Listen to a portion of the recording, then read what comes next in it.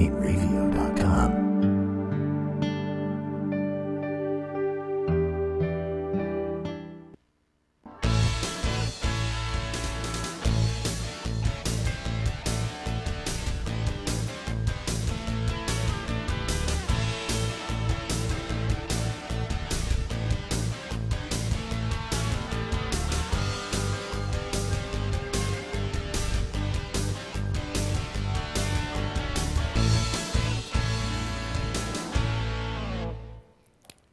Hello again, everybody. This is Joe Larson, and you're watching the 505 on Racing Show.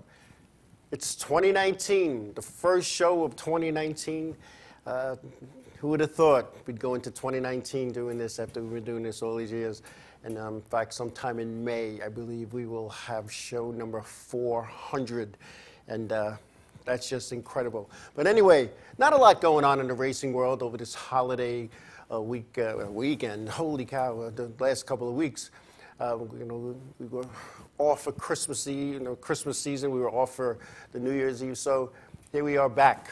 First show of 2019, as I said. And in 2019, it sounds so futuristic. You know, who would have thought back in the day when I was a kid, I didn't even think I was going to be around for 2019. And then I got my car inspected the other day, and it expires in 2020. And I don't know, that just seems futuristic to me.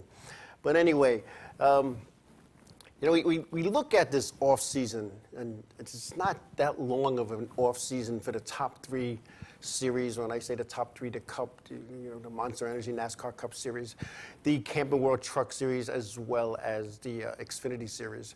But for the weekly guy, the off season, when does it actually begin? The off season. To some, it starts the day after that their local racetrack runs their last race. For others, they don't want to sit in the cold. They don't have the fancy shops. They're working in their garages without heat. They're working in their driveway or their backyard even. And when those guys, they sit there and go, it's freezing. What are we going to do? But they do it. It's their passion. It's what they want to do. And some guys I know, and myself included, you watch that Daytona 500 in the middle of February, and that was the bump to go. That was the push. Let's go get our race car ready. Let's go make it happen. And then there's some guys that wait the week of practice and try to make it, and they miss practice. Some miss opening day. But you know what? They just want to go out and have a good time. It doesn't matter. They know they're not running for a championship. They're just going out there to have a good time. And I was one of those guys. I wasn't looking to win a championship. Hey, if it would have happened, it would have happened. So it wasn't going to happen. I was doing it to have a good time, a little camaraderie, meet people, hang out with my friends. And, I just had this conversation with somebody just the other day. We were talking about friends. And I said, it's kind of weird that the friends that I associated with over the last 40, going on 41 years, were race people. They were race people. And some I hung out with in the off season. Many I did not. But they were the ones that they came to your house in the wintertime. You watched football or you played cards and you talked about, the old days. And then there's some that the last race of the season, you don't see or hear from them until April. But that's how we were. That's how we did it. And, Jay Slice, he's saying that, he worked in the driveway for 15 years with, only a pine tree as a cover. And I'll tell you what, there was a couple of nights, or a couple of weeks, I should say, that one of our cars that I owned, that Jay Slice's brother drove, were under that pine tree, if I'm not mistaken, and using the tree as a come-along to pull stuff out and things of that nature. And yes, Winnie, Jay Slice, and everybody else who's watching, yes, Happy New Year, and thank you. It's a good New Year. We're going to have a good time this year. And when we do these things with these race cars, and I'm not texting like somebody said to me last time. I'm looking at Facebook Live. When we do these things like working on our cars, the passion that we do this with, it's cold, it's chilly, it's damp, And when you don't have a shop, I was lucky enough for a lot of years to have use of a shop as part of a sponsorship deal. But when you don't have a place to do it, you look outside and there's snow on the ground and it's 25 degrees and it's windy. Hopefully next weekend it'll be a little nice, and it gets dark early. And I even when for one of the cars I had we had a 2-car garage, and we'd come, my guys would come, we'd have some dinner, go out, and we push it out of the garage to work on it. And somebody had it, and I don't remember who, Jay Slice might be able to help. Somebody had to keep moving to keep the sensors on the lights, so the lights stayed on. Otherwise, it went pitch dark, like real quick. So everybody had a job on a crew. One of the guys is driving. It might even be my job because I didn't do too much. But anyway, Jay Slice, I'm working on that. I'm getting a hold of the powers to be. We're going to shoot for the next Friday. But anyway, that's how it that's how it goes. But the passion of working on our race cars, and if you've never been involved with racing, you won't understand that. You won't understand the friendships that we've developed over the years. And they're race people. Now, when you stop racing, that group isn't going to come to anymore. You have like nothing in common. What are you going to do? They're going to come to your house and drink wine and tell stories. No. They're race people. And in the off season, Sunday afternoons, you go to somebody's house and you throw a pan of ziti and make some meatballs and sausage and get some nice fresh bread and you watch the races. And then when the weather's a little nicer, before your local racetrack starts up, you go out and you throw some steaks and chicken and things on the grill, and who brings a salad and who brings beer, and that's what you kind of do. It's like you work someplace for 25 years and then you retire or move to another company. It's like, who are you? You don't know those people anymore. So, and that's what happens in an off season. That's what happens when your passion is like one thing. And I saw earlier before the show, Jay Slice was talking about for the first time in how many years he's not coaching his sons in baseball, which means a couple of things. It means Jay Slice is available to be on a crew. He's available to be a crew chief. He's available to help put these cars back together.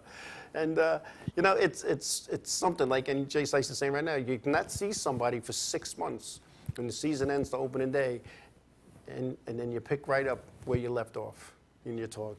And the late Chris Young, he had said to me one time, he won the last feature event in the modified at Riverhead Raceway. And we were talking, and he goes, you know what's great about winning on the last night? I said, no, what, Chris, tell me.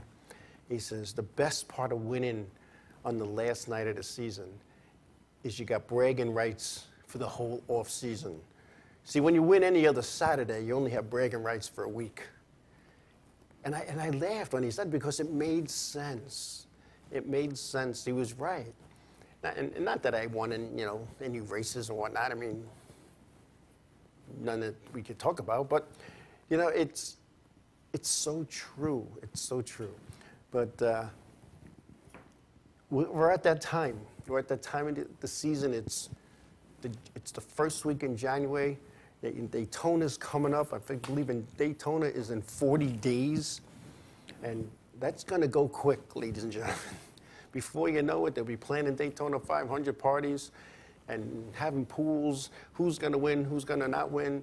Who's bets? Who's the first wreck and who's the first caution? And and it gets you pumped up to go, and it gets you pumped up. So anyway, when we come back, we're going to talk about some of the changes that are going on in the top series, and we're also going to talk about couple of the winners down in Allentown, some wheeling modified tour discussion, and also, believe it or not, some banquet discussion. And but before we go to the break, I want to tell you, I was in social media, and an old friend of mine, and he's not that old, he's younger than me, but I was on his late model team, and he's watching as we speak, and his son has all his VHS tapes and putting them on DVD, and it was a night that my friend, and I'll say it's Tony Urbina, who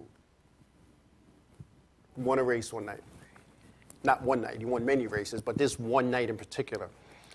And it was like we planned our victory lane pictures, because when you look at the pictures, it's like perfection. It's like you're at a wedding. Okay, you stand here.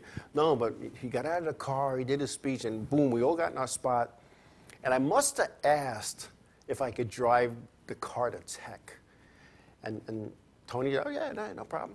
And I was so excited about getting in the car and driving it to Tech that I forgot to take the steering wheel off, and I had trouble getting in. But I got in, and then we took it to Tech, and well, he sent me that video. And it's a long time ago.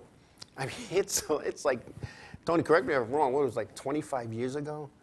And just looking at it, it was 25 years ago, and it was good. And I see my buddy Fast Al is on.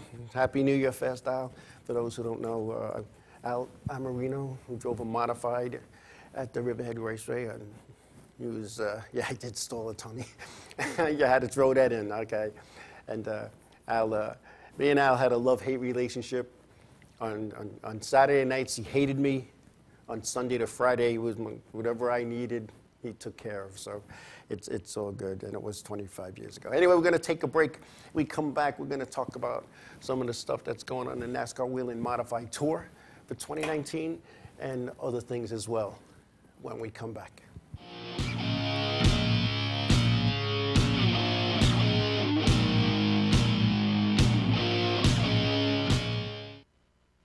Hey, what's up? Oh, I said was going to say what's up for some reason.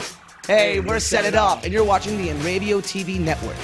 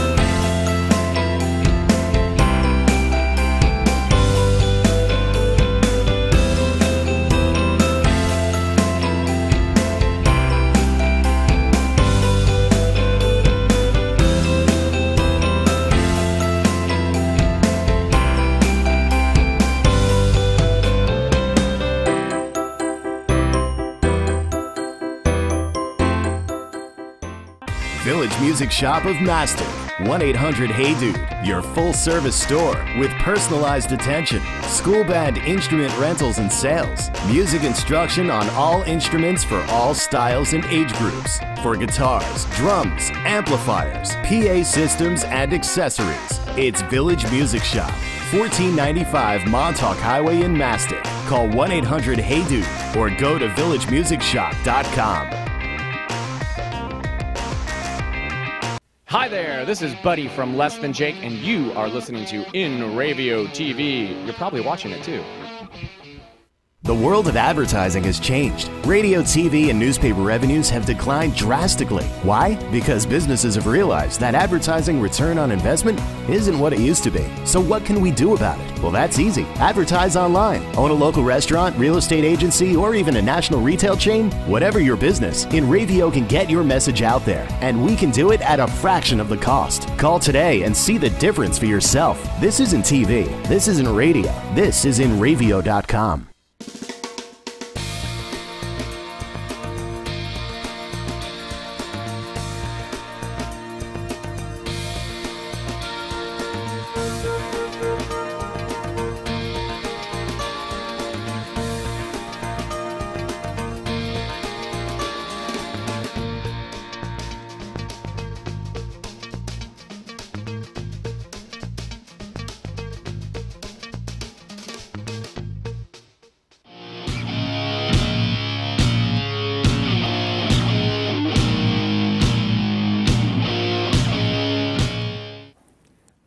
Welcome back, everybody. Yes, you know, it's always fun and interesting to watch what people are saying when you look in the chat room and you read what they're posting online. And it's kind of funny. We have some regulars that never miss a show. You know, like Winnie never misses a show. Jay Slice never misses a show. And there's a few people in the chat room, I mean, in Facebook Live as well. But when I look at these things, and you know, it's like on Monday night, you know, let's hang out somewhere, and the best way to do it is this way. But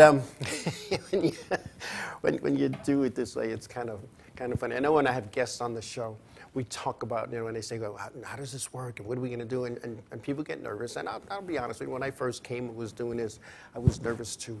And I said, it'd be like if you came to my house, or I came to your house, and we were having a cup of coffee or a beer or a bottle of wine. It's just conversation. And once I say that, it's like they settle in, they sit down, and we start talk racing.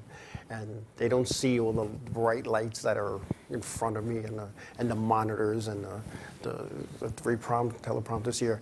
And when you do these things, it's just fun. But anyway, the NASCAR Whelen Modified Tour is coming off a very, very good season with Justin Bonsignore being crowned the champion. Trust me and believe me when I tell you, it's not his last championship. He's going to be around for a while. He's going to be a contender. And Kenny Massa, his car owner, is going to be listed years from now as one of the great car owners, like a Bob Garbarino, as Art Barry, as the Bowlers. He's going to be ranked right up with those people as well. He has put this team together not just to win races. He put this team together to win championships. So, and that's going to happen, believe me when I tell you. And I said he was going to win a championship, and everybody kind of gave me one of those, you know. No Long Island guy is going to go do that. But when you look at some of the guys who came out of the modifieds and moved up into bigger and better things, you know, some went up, had a cup of coffee in the Xfinity Series or in the Truck Series, and some stayed for a 7-course dinner. Well, there's this next guy, Chase Dowling, in his rookie season on the Whelen Modified Tour was in 2015. In 2019, we're going to see Dowling back on the NASCAR Whelen Modified Tour. Dowling told Race Day, Connecticut, that he will drive a part-time schedule for longtime competitor and team owner Jamie Tomeno. Dowling finished 9th in the final point standings in 2015, driving for Tomeno. Dowling was also runner-up to NASCAR Whelen Modified champion Justin Bonsignore in 2018 while driving for Rob Fuller Motorsports, picking up his first tour victory. The plan is to run 5 to 7 events for Dowling in the Tomeno Modified in 2019. And a lot of these part-time deals come up, and you see this. The plan is to run 5, 6, 7 races. What it is the hope behind the plan is to get enough sponsorship to run most of the races, if not all. And when you look at that, you know, nobody wants to say, oh, we're here, we're running full force, and they look at their bank account and say, we only have enough right now for 5 or 7. So they go out, they have some good runs, they sign a nice sponsor, and they add another race, and another race, and another race. Chase Dowling he's one of those guys who's gonna make a move, and he's smooth. He's selective. He lets the race come to him. For those who don't race, what does that mean? How many guys and gals, I gotta say now, when they get in a race car and the green flag drops, it's hammered down and go into turn 1 and you want to pass 3, 4, 5 cars at once. That's not how it works. You let it come to you. In order to win races, you got to finish races. And in order to win championships, you have to be consistently in the top 4 or 5. You can't have DNFs, for those who don't know, did not finish. You can't have DNS, did not start. You have to plan it. You have to save your equipment. Chase Dowling, in my opinion, is that type of driver. Justin Bonsignore is that type of driver.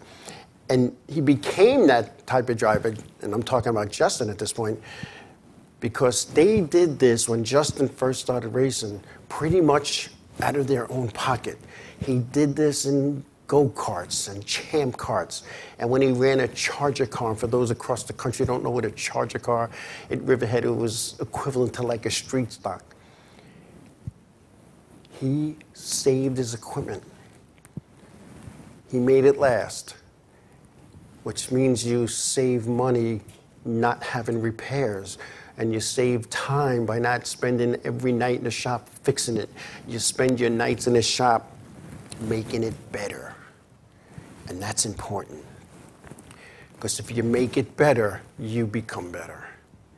And Justin Bonsignore has driven just about every type of race car there is to hone the skills. Chase Dowling is no different. He wants to hone his skills. Yeah, you take off some time to regroup and gather up and get your thoughts together and figure out, all right, what are we going to do? How are we going to do it? Because once you've raced and won at racing, you're not happy with being a mid to back of the pack driver. If your average finish this year was 7th, you want to have an average finish of 5 or higher. If you had 3 wins last year, you won 4 this year. Hey, everybody wants to win every race. Hey, look what, look at some of these guys who go out and they win all these races. Why? Because they let the race come to them. Think about how many races you've been to, and early on in a race, somebody makes and I'm gonna say it, dumb move and takes out 3, 4, 5 cars, and in some cases, half the field. How many times have you seen that happen? There was a survey somebody put on social media about your race cars and how many wins and how many heat wins and how many wrecks and how many tracks, and did you ever take somebody out, and then did you ever take somebody else out? And it was kind of interesting to see some of the responses from that. And some guys had no wins. Some guys had 24 wins. Some guys had all kinds of wins. But when you look at that, when you looked at that survey, I was like, wow, this is fun. This is a good thing. But Chase Dowling, he's back. Jamie Tomato is one of those guys. He's been with the NASCAR Women Modified Tour since its inception, and he went through a period there where he did not miss a start. In fact, there's a Jamie Tomato rule in the rule book. It doesn't say Jamie Tomato and Astor, but the rule was made because, and I'll tell you why. The tour was here on Long Island at the Riverhead Raceway. The way it worked at Riverhead and in most tracks, there's 5 provisionals. A provisional, for those who don't know, is somebody who did not make the race based on time. So you're going to start at Riverhead. They started 28 at the time. So they take 23 in time, 5 provisionals. How are the provisionals chosen? Top 2 that didn't make the show in owner points, top 2 in driver points that didn't make the show, and a past champion. Wow, Jamie Tomato was a past champion. He didn't make it. But Wayne Anderson, who was also a past champion more recently than Jamie Tomato, but Wayne Anderson had went back to his local racetrack and was racing locally, and his only other start that season in the tour was at Riverhead. But he was the most recent past champion. He bumped Jamie Tomato. Didn't do anything wrong. He was within the rules. He was within his rights. That's the only, at that point, of the consecutive starts that Jamie Tomato had to break. I believe he had 685 consecutive starts up until that time, and somebody could correct me if I'm wrong. But He was not happy. He came into the hauler and talked to us, and he was upset about that, and rightfully so. And the following year, the rule was changed to say you had to run so many races to be eligible for the past champion. Jamie Tomeno is one of those guys that operates on, and I don't want to say a shoestring budget, but he operates on a budget where he's not staying in fancy hotels. He doesn't have a fancy hauler. He doesn't have fancy uniforms. And I can remember going to New Hampshire Motor Speedway for the first time as an official, as a race director. And Jamie Tomeno, in the morning, I hear people inside his hauler. They laid down sleeping bags and blankets and all kinds of stuff, and they slept in the hauler and they showered in the infield showers because they weren't going to waste money on a hotel.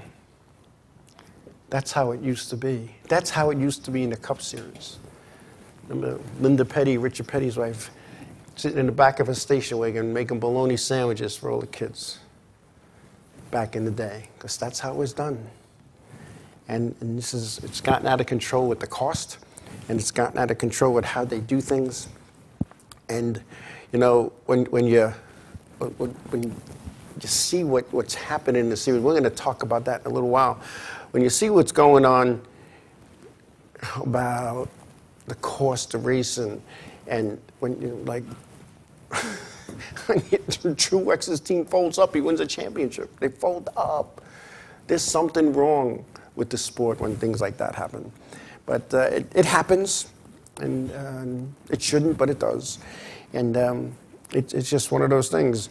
And yeah, Ray Dominguez, he's saying that Darrell Waltrip, he was one of those guys too that let the race come to him. But as one guy here, Al, is saying, you know, you can't talk to a NASCAR official, and you can, but you're not going to change their mind. And you could be, as a competitor, you could be right as right can be, but once that decision is made, they're not going to change it. I can only remember like maybe 8 or 10 times at my local track that I had to make a decision to change it, but we're not going to get into that. Read one of my books, but it's it's just one of those things. But anyway, we're going to take a break, and when we come back, we're going to have a video with Bruce Edwards, a former late model driver and a good friend of mine who had actually had Dale Earnhardt Sr., the late Dale Earnhardt Sr., drive his late model. And so we did a little interview at the Himes Museum with Bruce, and you'll get to see that when we come back.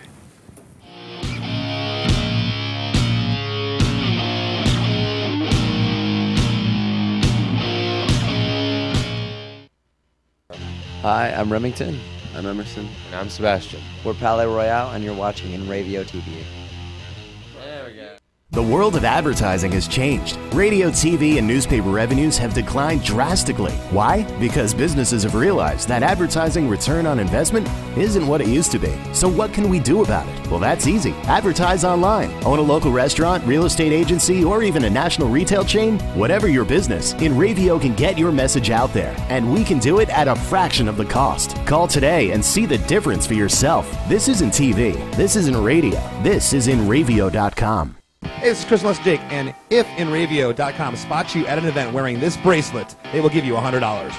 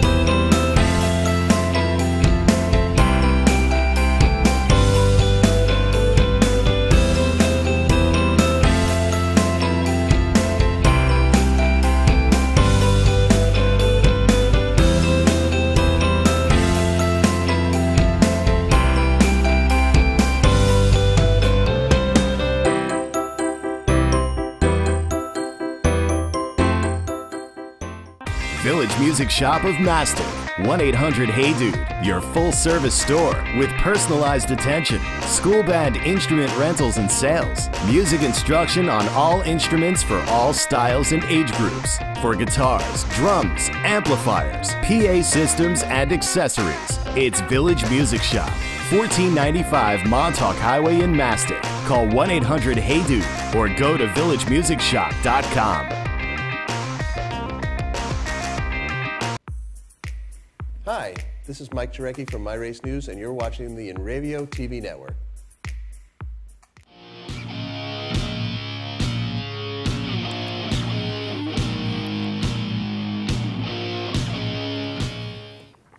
Hey, welcome back, everybody. Hey, I'm gonna go scrolling through. It's interesting to see what some of the things people are saying, and Jay Slice is saying the dollar has replaced driver talent in the NASCAR top divisions, and he is so right on that. It's no longer that team owners go to local short tracks and intermediate tracks and search out talent. What they do now is they let it be known and what it's going to cost. And it's whoever has the biggest checkbook or the biggest wallet or comes with the biggest sponsor. And that's kind of sad because there's some pretty darn good race car drivers that should be, and that's not a word I use a lot, but should be in the top series and are not. And there's a lot of politics involved with racing. There's a lot of politics involved in just about everything today. And I'm not one that talks politics, but in racing, and I could tell you this from firsthand, the squeaky wheel in racing doesn't get the grease, they get greased, if you know what I'm talking about. You don't want to be that team that's always complaining, always banging on the door in the hauler or the local track office. Share a story. It's a team that showed up to race their car, and a fairly decent team, And I'm doing my job inspecting the cars, before they go on the racetrack. And I find a hole. It's maybe this big in the firewall.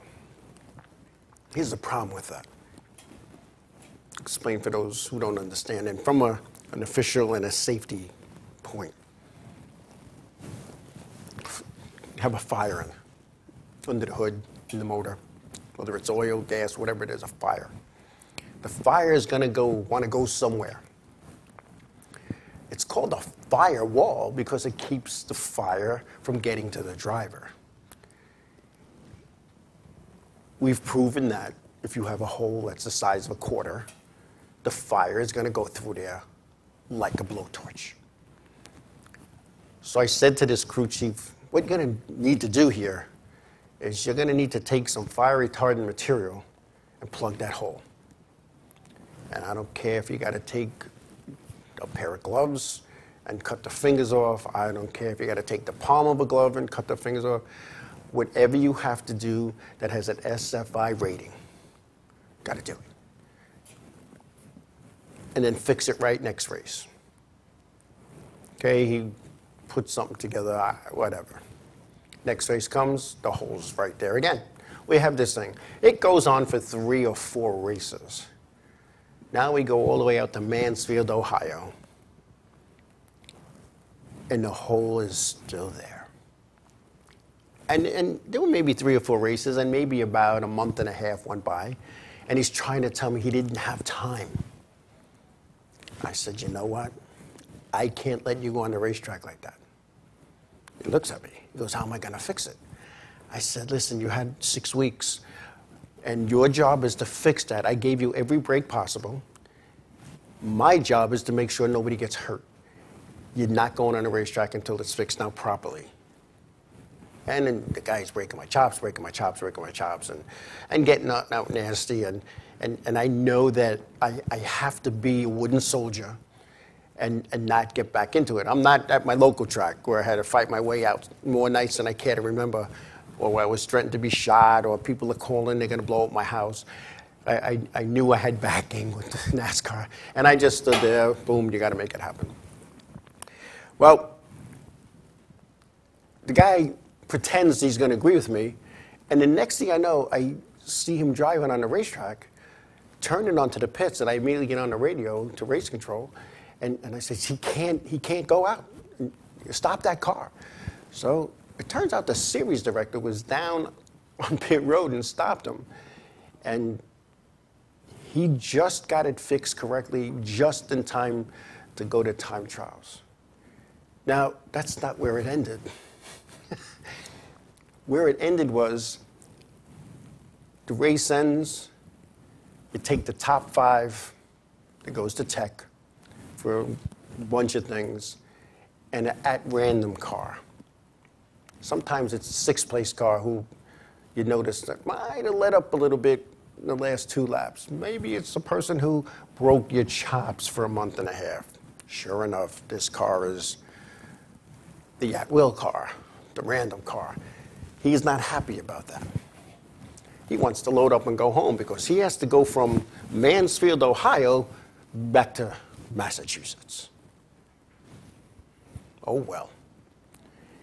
And it's kind of funny because he went and talked to somebody else that he was friendly with that knew me. And for some reason or other, he came to me the following week and wanted me to see that it was done correctly. He apologized for his attitude and offered me food from the rest of the season at every race. Now, stuff like that happens. There's certain people you don't upset. A tech official, your UPS driver, and the mailman. Because you're not going to get your packages, you're not going to get your mail, and you're not going to race. Anyway, I think we're ready for that Lenny Fisher video. So sit back and enjoy this, because I enjoy doing it. So here you go, check it out. Inravio.com.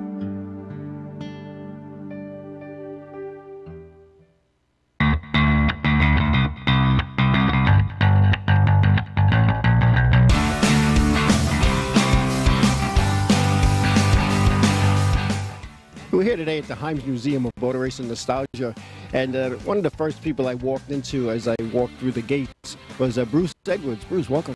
Oh, nice to see you again, Joe. You know, Bruce, we go back a long way, but I heard a story today that I'd never heard before, and walking in and seeing your brother John and talking about how he took you to the races when you were a little kid. Tell us a little bit about that. To me, Freeport Speedway was Disneyland. Watching the cars, and especially at night when the cars are running, they're shining under the lights, it was great. But it was, in those days, it was fun because we were quote-unquote supervised, you know, and we'd be at the track all day. We'd sit up in the top of the second turn and the top of the rail there, and my brother would park down just below in the pits, and this way he could keep an eye on us, and we could keep an eye on him, and yell down for money when we needed it so we get more pizza and orange strength and all that crazy stuff. But it was really a childhood that I just wish other kids could have, because I thought it was just the most wonderful thing. Your life in racing, you probably covered every aspect of racing, a crew guy, a crew chief, a driver, and even a car owner, and then a parts distributor. Looking back, where and when did you have the most fun? It's hard to say. It really is. Being a driver and winning a race is just that's the addiction. You know, if you could bottle that, you'd make a fortune. Well, Bruce, I don't want to hold you up too much longer. I know you want to go out there and socialize and chat with some of your heroes who are out there. I want to thank you for your time and everything that you've done over the years for auto racing. Thanks, Joe. Thanks for having me here. Bruce Edwards, who's done everything there is to do in racing.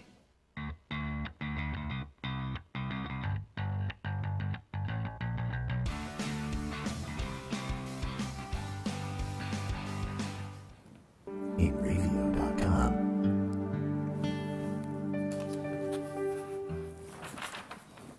Welcome back.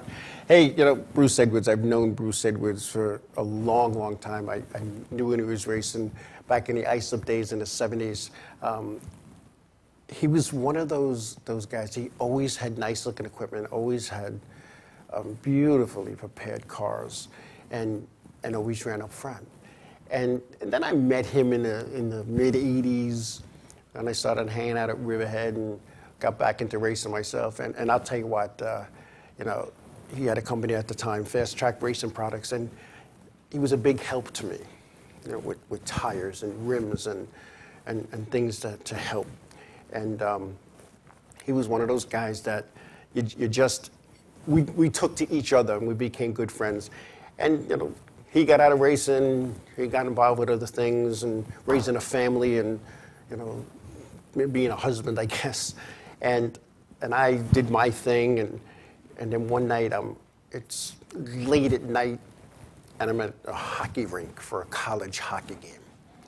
And I knew Bruce was ill, but was all better now. And we're maybe 4 or 5 sections away, and we're looking at each other, and we went over, and it was like we just saw each other last week. And his son was, playing in the game, and a friend of mine, her son was playing in the game, and it turned out they knew each other from like years ago, and it was just funny how the world just got smaller again. And we have some good times, and we have some good chats, and we sit and we talk about the old days of racing and how it was.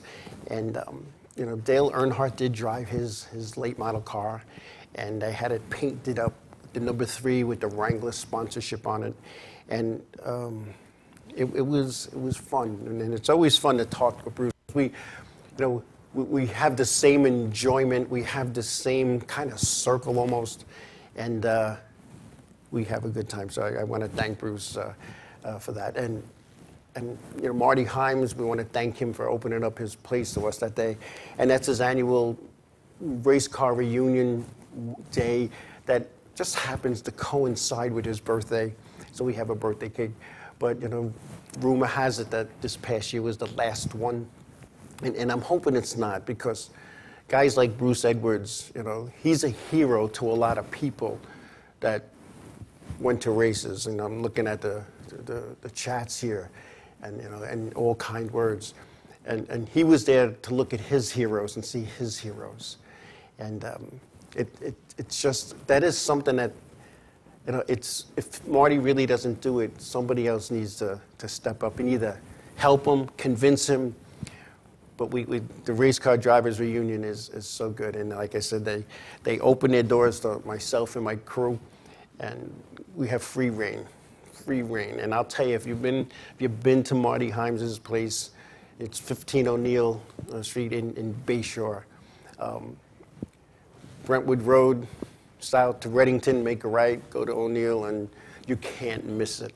There's race cars there and every type of memorabilia. And you just have to mention an old-time driving Marty. And this is what he's going to do. He's going to go, stay there. He'll be gone a minute or two. He'll come back, and he'll have something. These are the goggles worn by so-and-so when his car blew up. And you see, like, the burn marks, and he backs it up with a picture. And it's just awesome. It's just a good place. And just call him up, tell him you want to come by, and he'll give you a private tour. And I went there to pick something up one day. It was supposed to take 10 minutes. I was there 3 hours. So, don't have any plans for after you go there, because A, you're going to want to stay, and B, Marty he can give you some history and some things. And I just hope that somebody one day just writes it all down. I just hope they do, because when guys like Marty and Phil Kerrs even, when they're gone, those stories are gone with them. So think about that. And it's just one of those things. Anyway, we're going to take a break now again, and when we come back, we're going to talk about the off-season moves that some of them that have gone on in the top series, and some of the teams that are just gonna not field cars in certain series anymore, and that's sad, and we're gonna talk about that when we come back.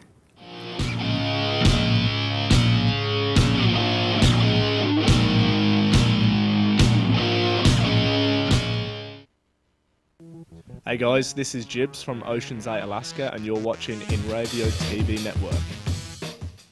Village Music Shop of Mastic. 1-800-HEY-DUDE. Your full-service store with personalized attention, school band instrument rentals and sales, music instruction on all instruments for all styles and age groups, for guitars, drums, amplifiers, PA systems, and accessories. It's Village Music Shop, 1495 Montauk Highway in Mastic. Call 1-800-HEY-DUDE or go to villagemusicshop.com. Hey, I'm Raul Panther. And I'm Commander B. Hawkins. And I'm Merch Weller. We're some of the proto men. If we see you without this bracelet, you're punching the But if you have this bracelet from Inravio.com, you can win $100. Put one of these on, or else.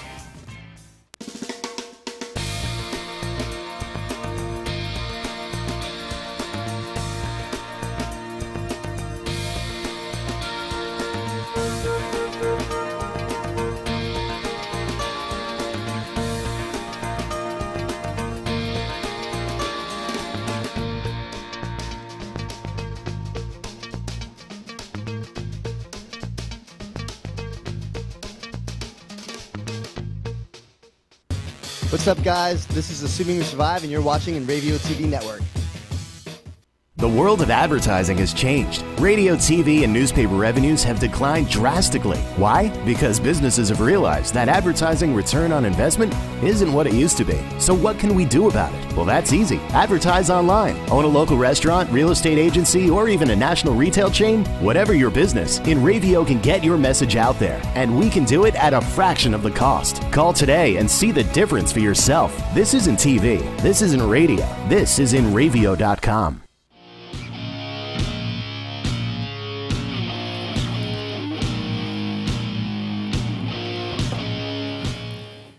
Hey, welcome back, everybody. Welcome back. Hey, it's, when you look at some of the stuff that's going on, and I said just recently, there's not a lot of stuff going on in the racing world, with the holidays and, we got the 24 hours of Daytona's coming up in a few weeks. We got the Daytona 500. We got some races going on coming up. It's during Speed Week at New Smyrna, and some tour type mods at Bronson Speedway down in Florida. There is a lot going on when you think about it. And I'm sitting there after this afternoon, and I'm like, the worst thing you could have when you're trying to write something is a pen and a blank sheet of paper, because you're like, where do you start? And then, of course, I was able to do things. And there's no racing, so there's no reason why I can't prepare for this starting tomorrow. But I always wait till Monday afternoon or Monday morning when I have things I really have to show, like pictures and stuff. But anyway, a lot of stuff going on in the top 3 series. But Stewart-Haas Racing announced just today that Daniel Suarez will drive the number 41 car in the Monster Energy NASCAR Cup Series for 2019. Suarez was who had turned 27 today, said, "It's been a really exciting time for me." This was something that was in the works since the last race of the season. And Suarez, as he said, thank God he was away on vacation where there was no media, nobody trying to squeeze him out to see what's going on. He'll be driving the car vacated by Kurt Busch. And like I said, he replaces Kurt Busch, who left Stewart-Haas Racing for the Chip Ganassi Racing stable after 5 years at Stewart-Haas. And speaking of Chip Ganassi announced last Friday that his teams will not run the 42 car in the Xfinity Series in 2019. Ross Chastain had been signed up and came to terms to drive the car after a 3-race deal in 2018. He had a win and a second in 2018, driving that car. When asked the reason, Chip Ganassi says, lack of funding and a lack of sponsorship. That's the reason. Also, Daniel Hemrick, who raced on the NASCAR Whelen Modified Tour and the Camping World Truck Series, will be driving the 8 car for Richard Childress Racing in 2019. That was a car made famous by Dale Earnhardt Jr. Richard Childress Racing will be celebrating 50 years in NASCAR in 2019. A humble beginning in 1969. Richard Childress Racing is, of course, as we know, was the car owner to Dale Earnhardt Sr., the late Dale Earnhardt Sr. Now, Hemrick knows the Childress family very well, having grown up at the local tracks with Childress's grandsons, Austin and Ty Dillon, while he was a teenager. So he's fitting right in there. He'll be good. And speaking of Kurt Busch move to Chip Ganassi Racing opens up doors for the veteran driver to drive other cars owned by Chip Ganassi. Chip Ganassi has cars in the IndyCar Series and IMSA, which could give Busch a chance to race in each of those series. According to Ganassi, these opportunities are available. All Kurt Busch has to do is ask. And New England's own Ryan Preece, who was a star in the NASCAR Whelen Modified Touring Series, will drive full-time in the Monster Energy NASCAR Cup Series in 2019, driving for J.T. Dougherty, racing in car number 47. Sponsorship is in place with Kroger's. It's a supermarket chain down in the South, along with other marketing partners of Kroger's. So that sounds like a pretty good deal. A really good deal there. And when you look at teams like this pulling out a series, you got to sit back and say, whoa. Did the series get too big for the drivers?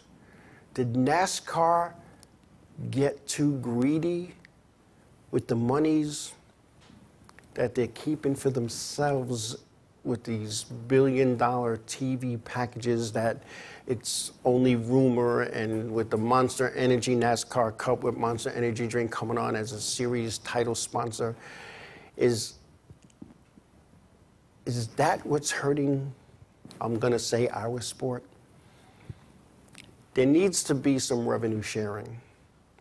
It needs to be contracts. See, drivers in NASCAR, whether you're in the Monster Energy Cup or you're in the NASCAR Whelen All-American Series, are considered independent contractors. So when you get paid by NASCAR or your local racetrack, you are given a 1099 as an independent contractor. So it's up to you to pay your taxes on all the money you make or don't make, and run your business as a business. And I had get into so many discussions with people who race on I don't want to say lower divisions. What I'm going to say is not in the top 3 or the touring series. They race the local racetrack. Treat it like a business. Treat it like a business, because you need to do that. And why do I say that? You know, you're going to have a good season. And all of a sudden, you're going to get a 1099 from your local racetrack for about, who knows? Let's say you won a couple of races, you had a good finishes, and all the others. And you get like a $6,000, $7,000, $8,000 1099. But you're not a business to offset any of the expenses. You're just a person who got a 1099. Now, depending on what tax bracket you're in, you have to pay the tax on that. And let's say you're in a 30% tax bracket and you just made, I don't know, $9,000, $10,000. We'll do your simple math. April 15th, you got to come up with $3,000. Think about that. Somebody got, I'm not here for the money, I'm here to have fun. But when you get that 1099, it isn't going to be fun when you sit with your accountant, is it? What do you mean I got to pay tax on that? Set up a business. Set it up as a business. Because this, you can't just say, well, okay, I'm Joe Blow, I race, and I made $10,000 racing, and and I'm going to write up all these expenses. It's going to be denied. Forget about that. They're going to change your tax return. You might have to go sit in front of a guy in a little suit with a pocket protector with an old-fashioned calculator who's going to say, and then maybe put cuffs on you because you can't pay it. The higher up you go, the more you're going to make, the more it's going to cost you. It's all relative. You know, then you get to the top series when it's cost you hundreds of thousands just to put a car on the racetrack weekly between the shop, the guys, airfare, your hauler, your crew, your tires, your rims. And then somebody just recently told me, when you're in the top series, your rims really aren't your rims. You don't even get to take them home. You leave them there. They have your numbers on them. I didn't know that. I really didn't. You know, but when you look at this whole big spectrum, big teams are closing down. Big teams. You know, and I was just a nobody when I raced, just a nobody.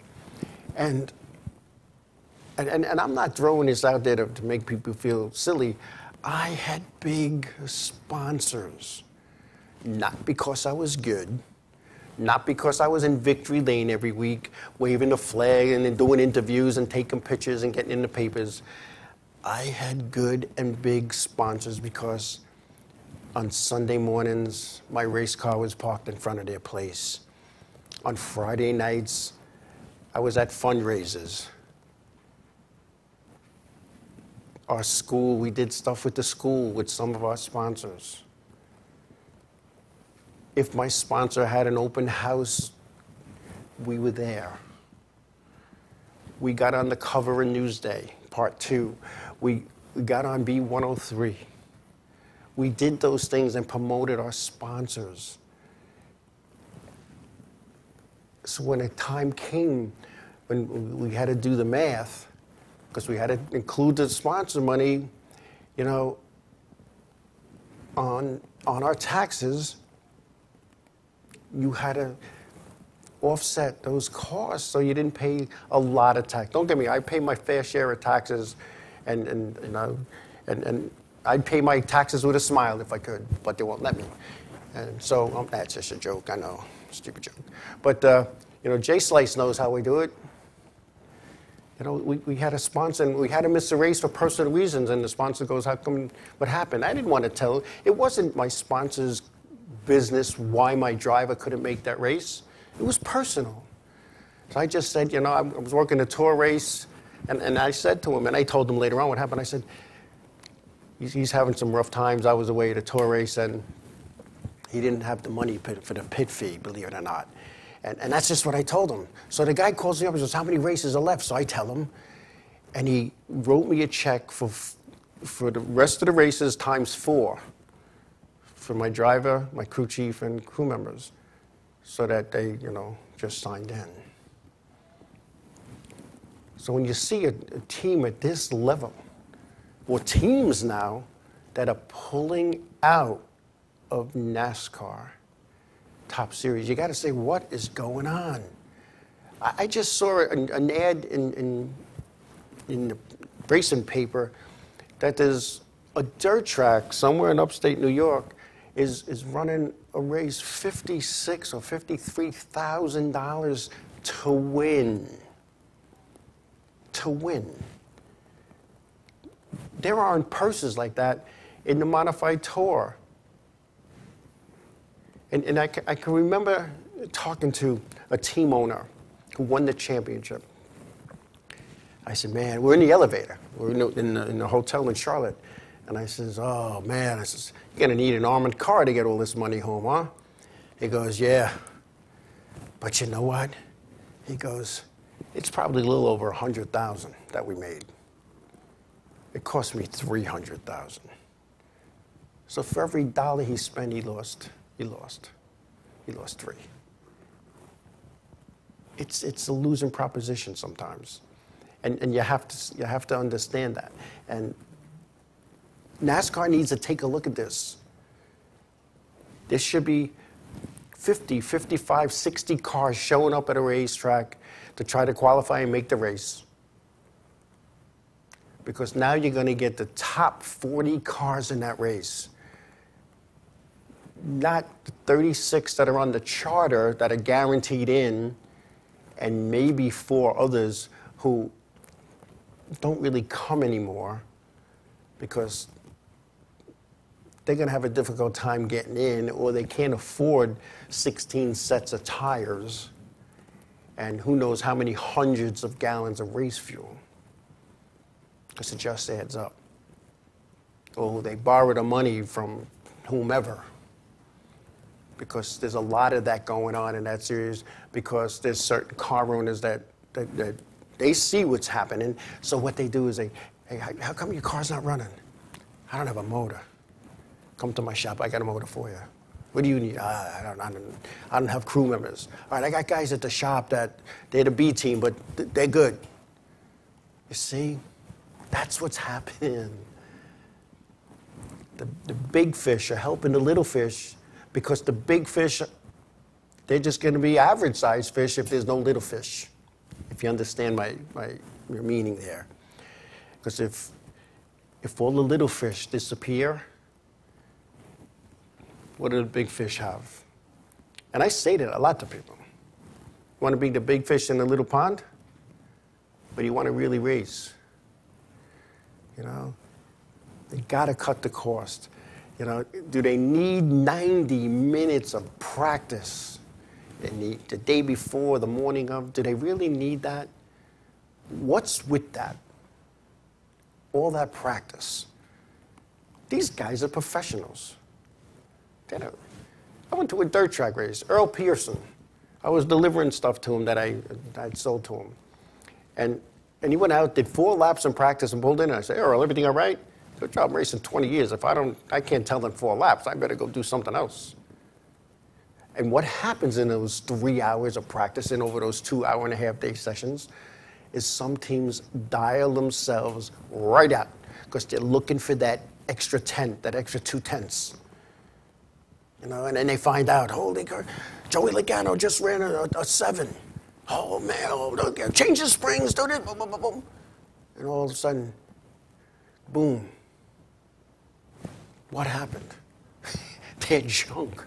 Or the teams that set their car up for time trials, and they go out on time trials, and they're top of they're in the front row. The race starts. Back. After 3 laps, because they set their car up for 2 laps. 2 laps to go fast. And then they try to dial it in the whole race. They pit every caution, they pit every caution, they pit. Take a little wedge, go down on the pan-on bar, 2 turns on the road. Are you kidding? Winning the pole, yeah, winning the pole gives you a little something. You get to hold the plaque and you get a little money. But not as much as you get for being in the top 5. Get up front in time. Let the race come to you, and you'll be fine.